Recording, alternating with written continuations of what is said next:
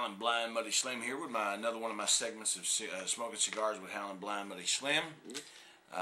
In the humidor today, of course, I still have 20 of these. Just got a new box of Hoyt Monterey Excalibur 1066 Dark Nights.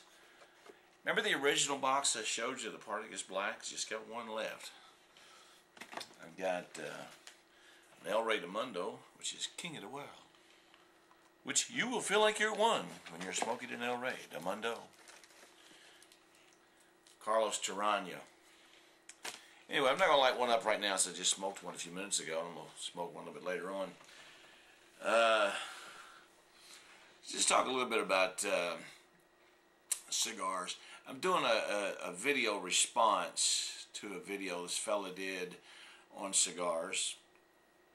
And one of the points that was brought up was he was being told that cigar smoking is a sin. Now, he's being told this by some of his Christian friends who want to condemn him for doing something that he enjoys that does not harm another living soul.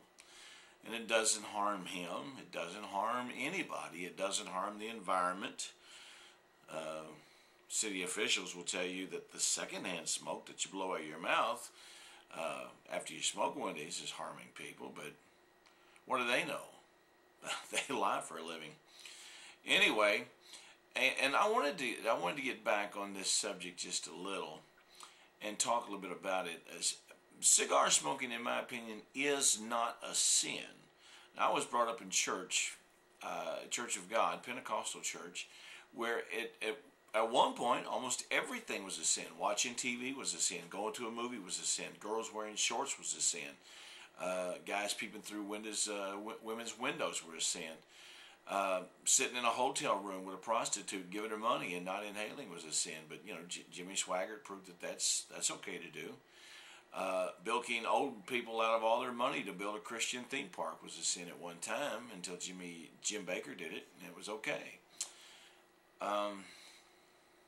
Being facetious on a lot of these things, aren't I? In other words, God put that here. I don't think it's a sin.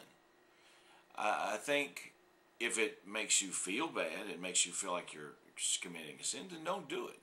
I think that's basically it. There's 10 sins in the Bible that God sent down with Moses that I think are sins for everybody in the whole wide world. Those 10 sins are they're the 10 commandments.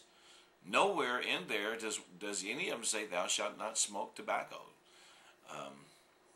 Thou shalt not eat steak. Thou shalt not, it does say don't steal. And our politicians do that. We ought to have a ban on theft and government. Boy, what would they do? Anyway, bottom line is, you know, follow God, don't follow religion. All religion, there's so many different religions with different rules, and I know good and well God didn't come down and give all these different religions different rules to follow. And so what I'm trying to say is follow God. Follow your heart. Ask Him to guide you. Don't follow Jimmy Swaggart, Jim Baker, all these freaking televangelists on TV who want to bilk you out of all your money. I saw one the other night on TV. He was in the middle of a sermon, and boy, he was praying hard and did a commercial. He said, I'm going to stop right now because God told me to tell you to give me $1,000. Pointing to the TV camera, meaning, so he's pointing to us at home. I don't think God does commercials. He's never had to do a commercial. He's only got one book, and it's been a bestseller for so many years. There's probably more copies of that than even the Godfather, which is one of my favorites, by Mario Puzo. By the way, there's a new one out called Godfather's Revenge. Looks very interesting. Looks very interesting. So even though Mario Puzo didn't write it, it was, you know, written in his style by the fellow who wrote it. I can't remember his name. But anyway, I can't wait to see that turn into a movie. Have Al Pacino come back as Don Corleone. Anyway, follow God. Don't listen to your neighbors and friends. You know what to do. You know, don't cheat your neighbor. Don't steal from him. Don't lie to him. Don't lie to people. Don't steal his wife. Don't go out and have an affair. If you're married, you know, and you want another woman, get out of your marriage before you go screwing around. But you want to have a nice, stress-free life. Smoke a cigar every once in a while. Sit back and relax and enjoy life. I think that's what God wants us to do. That's why He put us here. He didn't put us here to stress out and worry over everything.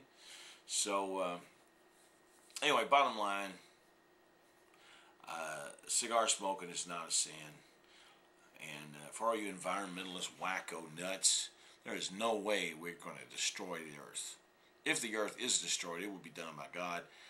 And I don't think He's going to do that. If He was going to, He'd have done it by now. So anyway, y'all have a nice day. And don't forget, light up a good cigar today. Best cigar is the one I'm smoking right now. Night, folks.